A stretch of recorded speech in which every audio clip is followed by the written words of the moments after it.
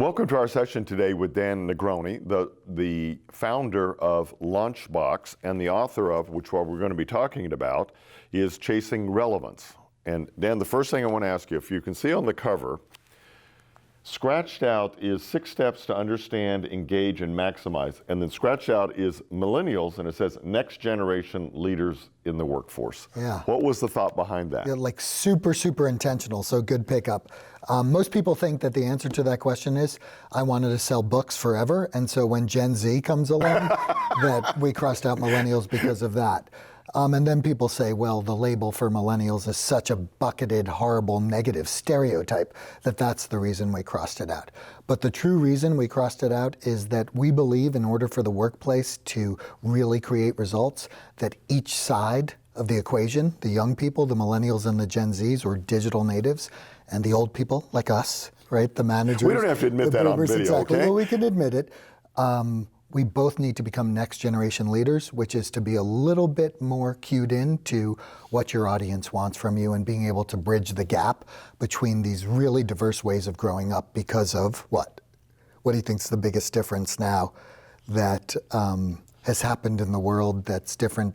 Because generations have always had a problem getting along, but why is it so compounded now? I would think my answer would be one generation went through the recession and this one did not, and the use of technology. Technology is the big answer. Is the world is different, the way we serve up information, the way we control information, the way information serves us today. And in our personal lives, it's like super easy, right? In order to get a date, like we used to have to go to a bar and have game and actually pretend to like be cool. And hit on women. Right, exactly. Yeah. They just swipe right. And so everything happens so differently now, from that to getting something delivered to, Uber to every single thing. So the world is like completely different. Yeah. Which makes our generation seem uncomfortable because all these changes that are going on in the use of technology and how fast knowledge with Facebook and Google, how knowledge is available and background, and LinkedIn, I can learn anything about anybody pretty much. I think our generation they're not used to the rapidity or the pace at which things change. Yeah. So you scratched out millennials because of the negative. Do they deserve a negative or not? I don't think so. I mean, we've trained about 10,000 of them in the workplace and in our workshops to understand themselves so they can bring their best to work and crush it, as they would use. And I don't think so. 95% of them are amazing. They just have a difficult time articulating their value and really understanding the rules of the game. And most of us sit back and say, well, I did it this way. You should have to do it hard, right? I walked 2 miles in the snow uphill twice a day to the bus without shoes, and so should you. And it was really a half a block, and Dad dropped us off. But the story was better with miles of walking with shoes snow. and all those things, So, do you recall in a panel discussion that you were putting on? I totally recall. It's one of my finest memories. I don't know if I call it finest, but in the discussion, it was, the perception was, poor pitiful me, I'm not understood as a millennial, and as an employer of thousands of people, I said, look, I go by the golden rule. I have the gold, which is called a salary, therefore I make the rules. And that started a lot of conversation, which I hoped it would. Bombastic might have been a good word, but that's why it's one of my finest memories, because there's always someone that brings up that. And look, I want to evolve to what I call the platinum rule. Do you know what the platinum rule is?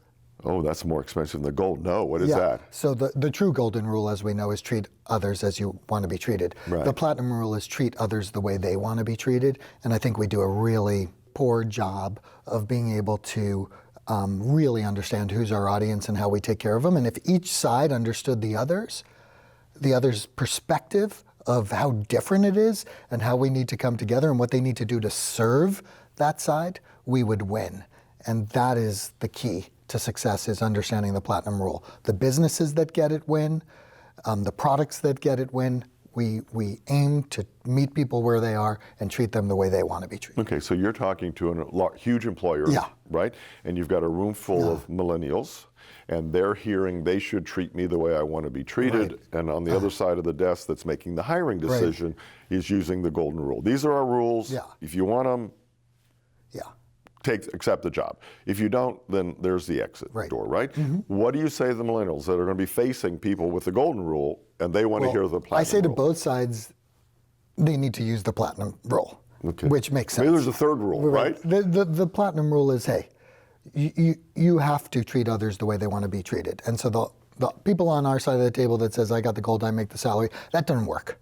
If you want to play that card, you're not going to attract millennials, you're not going to have a culture, you're not going to be the place people want to work at, and you're not going to be the place people want to buy from. If you understand who your audience is, and your audience is to create a succession plan of great employees, then you treat them with that respect. But you also need to demand that they treat you with the same respect and understand it, which is they need to learn to articulate their value, understand it's not about them, it is about the workplace, and how do we figure out how to do that together. And there may be some structure that they don't agree with, but they have to meet the middle, right? Some structure, of course there's structure, and the truth is millennials really actually do well with structure. But they want to have a voice, they want to have an opinion, they've been told their whole life, they have a great, ask any question you want to ask, you can be anything you want to be, you can be the queen, the king, right? You can be Kim Kardashian, you can make $1 billion out of not being famous for being famous. You can be Mark Zuckerberg, you can do anything you want to do. And then they get to the workplace and, it might not be true. There's constraints, there are rules, there are other people's rules to follow. I think it's super easy to train them to understand it and figure out how to do it. And that's what we do. Is it difficult, employers, is that more difficult to make them aware of changes they need to make if they want to attract this talent? Because I agree with you, they need that talent to grow. Sure. And this is what is out there right now. Yeah. And so they got to modify. Is that the hardest part, to get them to change and meet halfway? The hardest part, as you said, you just dialed in on it, is mindset. It's mindset from both sides. We both need to do something to meet in the middle to create some result. The way you cure mindset with an employer is, if you follow these rules, I can teach you how to make more money. For you and me. For you and me and everyone that comes to you, and we can all do this together if you follow the rules. And so once you can get the mindset to understand that they're not bad, they're just different. And different doesn't mean bad, it actually could mean great, because your millennials are the best ones to understand your millennial customers.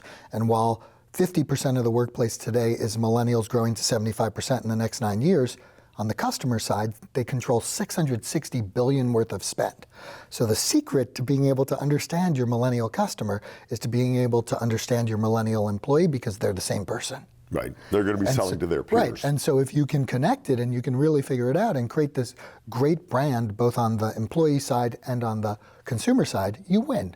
And that's what we need to do. And not everyone gets it. Not everyone's willing to do that. What large 100-year-old companies are adjusting well to this and have made this decision to meet at least halfway, and which ones are not? So we work with a lot of service providers, big consultant companies, and they are having a hard time moving, but they understand their need to move because they're getting creamed, because people want to go to the new high-tech, Box, Google, Salesforce, all these great hip companies that offer services, and like Google offers free food and transportation. They don't offer it because millennials demand it. They offer it because they understand the number one way to get people to stay at work is to give them food, and the number one way to create team environments is that people eat together, right? They've done the Cornell Firehouse study, which shows the most effective firehouses are ones that eat together. So they've been easy to adopt these more progressive things. Some of the other larger firms, they're figuring it out, but it takes some time. And it really starts at the top. So it starts with the CEO saying, oh, maybe I want a millennial on my advisory board. Maybe I can learn something from them. Maybe there is something. And when you look at Gen Z coming behind them, the opportunity for business is just tremendous. And even at law firms, the 37-year-olds actually decide what lawyer to use and to buy. Imagine that. That's a millennial. And that they're comfortable working with. And right, exactly. Right. And so they're making purchase decisions now. Let's talk about Generation Z, and quickly for our viewers. Millennials came of age when the economy was booming and mom and dad were taking second and third mortgages because the price of their real estate was going up and everything was wonderful in life, and they were very empowered. Sure. You can have anything you want. The world is wonderful, right? Then the recession of 2008, 9, 10, 11, depending on when your industry came out of it, right? Generation Z grew up in the recession. Mom and dad lost their job. They lost their house. They had to cut their living style, right? Move back home. Yeah. So the Zs are now coming up and we find that they're much more structured, they're much more serious. They saw the bad side of the economy. So how is that wave hitting the millennials who are now coming into the workforce? I would say yes is true. I mean, I would say that the big reason Gen Z is better is because we got better at parenting. We realized that we had gone too far in giving trophies and not telling the truth and not being authentic, right? And not really being real deal honest with people and not communicating and just propping everyone up without really telling the truth and being able to communicate. And Gen Z parents have kind of dialed back and said, that doesn't work, right? It creates people that are... I tried that. Right, remember, I lost my job, your mom lost her job, right? And so the economy had something to do with it. I also think technology is so new that we're starting to understand the implications of what technology is and the good of it, and trying to dial it in. The whole fake news thing. The whole thing when you get on Google and you buy a pair of shoes, you're now bombarded with shoes for the rest of your life, right, I think. For the rest of the month, for sure. Maybe for the rest of your life, but certainly that one shoe that you bought one time. And so we're just we're figuring it out. And I think Gen Z is kind of in the backswing of that cycle. And if you look at generations over time, there usually is a generation like the millennial. There's a great book on it called The Generations. And then we kind of swing back to the pendulum a little bit. But this generational issue has been around forever. And it's real in the workplace. You have older people now interviewing with younger people. Mm-hmm. You have them working for younger people. And so all those issues are just so compounded. But the solution is simple. Do you know what it is? Yeah. Communication. And understanding where the other person's coming from. I mean, once you sort of let go of it my way or the highway, it's sort of like, okay, take a breath, this can work. Right, and not every old person is not technically savvy. They may not be the best, but they're, I actually can do a few things, not all. I can't, but I have a lot of millennials around me. There we go. Yeah, in fact, this is the first generation we see where grandparents are competing with grandkids for the same job. 5 generations. Because one is an entry level and one is a wind down career. Yeah. And so grandma and grandpa are competing with their grandchildren for a lot of the same service oriented. Yeah, 5 generations jobs. In the workplace. I think that's true. So your next book, this was about millennials entering the workplace and adjusting and making reasonable accommodations on both sides to make it work. Your next book has to be Z Generation coming in, which is now in late high school, early college, but will be in the workforce very soon. What are you going to tell millennials who are now hiring Z Generation? So I don't think we're going to do a Gen Z book, and I think we lump them all as digital natives. I think we're going to do more books about what the solution is. I think everyone does such a good job of complaining about the issue of the polarization in the workplace of the ages, and everyone does a really poor job of being able to bring them together. And I think our solutions in the book and our solutions in the workplace are, how do you figure out what's inside, the value inside? Because people will say millennials or Gen Z, they don't understand themselves or they don't know what they want. And that's a crock. They actually do know what they want, actually much better than we did because of technology and the information. And so the question is giving them the tools to teach how to articulate that to the world and then apply it in a way that's not about them. And so I think our next book's going to be really focused on more of the solutions, which is how do you teach that to younger people? How do you teach it to people that come to your workplace? Because we do a really poor job in college and in high school of teaching how to tell your story, how to connect, how to build relationships through asking questions. Actually, very similar to, you remember the day you told me about the golden rule, which is in the book, by the way. I don't know if you saw it, but you said a comment about seeing millennials in the workplace and or in the gym and having their headphones in, and you were taught to build relationships. And that the number one thing that you've learned through life and your career was building relationships. Do you remember saying that? Okay, and it's true. The most important thing we can do is build relationships. And we do a really poor job of teaching that in schools. And so that really is the solution that I'm talking to, which the pendulum needs to swing back, is how do I understand myself, first my relationship with myself, and articulate that value, and then how do I build relationships? Because we're not being taught it in college, high school, graduate school, and we're not being taught it in the workplace because we believe everyone should know it.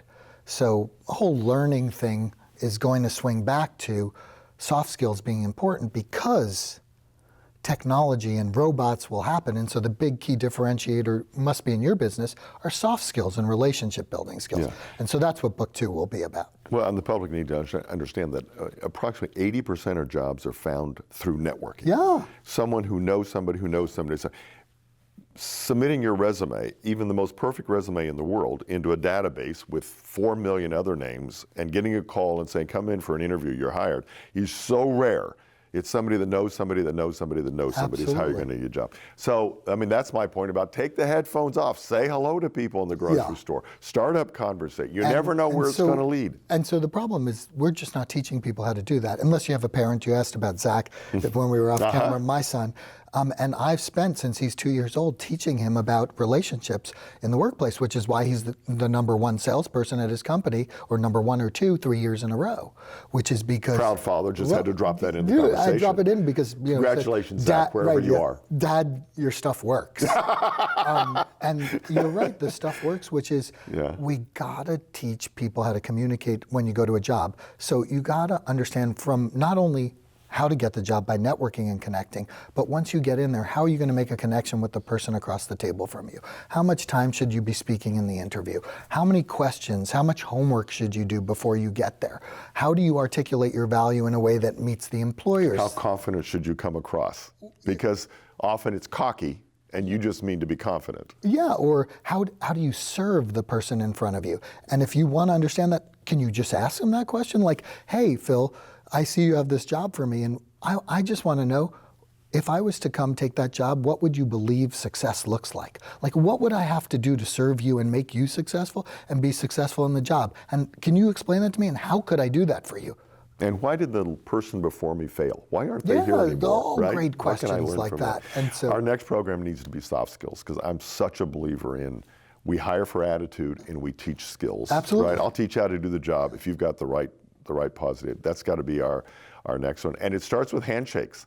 Handshakes 101 is a joke. So funny you should say that. So when I do the handshake with someone, the guys who are filming us right now will realize it lasts a second longer, it's super firm, and it doesn't do the Trump pull you in, but it does the I'm here and I care about you. And so when we go around to high schools and we go around to colleges, the first thing I do with the audience, if it's less than 100, I could remember 100 names, is I shake every person's hand in a way, and we talk, and then I remember their names, and I go around and do the 100 people and say, why was it so important? People like you. Oh, sorry. Okay. But why? Good for you. That's a great talent so important? Well, especially when you do keynotes. It's a great talent to have. But it just demonstrates that you mean something to me, and I want to help you. I want to do something for you. And we lose all that. Yeah. We don't get it. And so you come into a meeting and you're meek and you're not shaking a hand and standing you're shy there alone and you're all by waiting yourself. For someone to ask you direct questions, and you're just not being you. Like you said, just be you and be positive, and you assume they have the technical skills, right? You're going to do reference checks. But you want to know there's a person inside that you can work with every day that has good values and ethics. And so I tell people in the interview, you've got the skills. You've got in front of me. I just want to see if you're a person I want to have lunch with once a week. And if it's not, you're not going to get the job. Yeah, well, because more importantly, what you're gauging for is, do my clients want to have lunch with them? Are my clients going to feel comfortable calling them? Are they going to be able to take care of my clients? And so the most important person in the world is not the customer. I mean, Warren Buffett and Jamie Dimon from JP Morgan, they'll all tell you, Howard Schultz from Starbucks, they'll tell you the most important person is the employee, because they take care of the customer. Mm-hmm. And so we got to make sure that they're great. So it starts with hiring, right? You know that. No, it does. You're in the business of that. Dan, it's been a pleasure. The name of the book is Chasing Relevance. Great book about if you've got millennials or Z generations, or if you're hiring into this hiring pool, you should read the book, because it'll tell you how to meet them halfway without feeling like you're caving, or they'll feel like they're compromising too much. And that's really the key to success. Dan, it's been a pleasure. Thank you. Thanks for joining us. Handshake. Have a good afternoon. Thank you.